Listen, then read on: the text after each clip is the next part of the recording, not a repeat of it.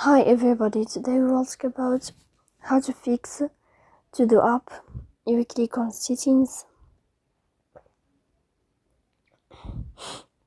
In this page, you will click on apps, default apps, app settings.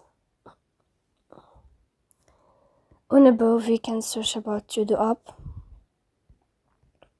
like this.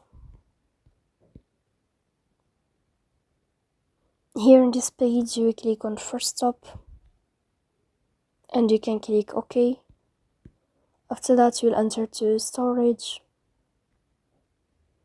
Here you can click clear cache.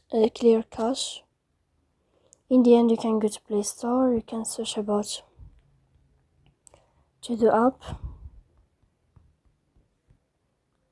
and then you can update your app if you will find update here. So please don't forget to support us.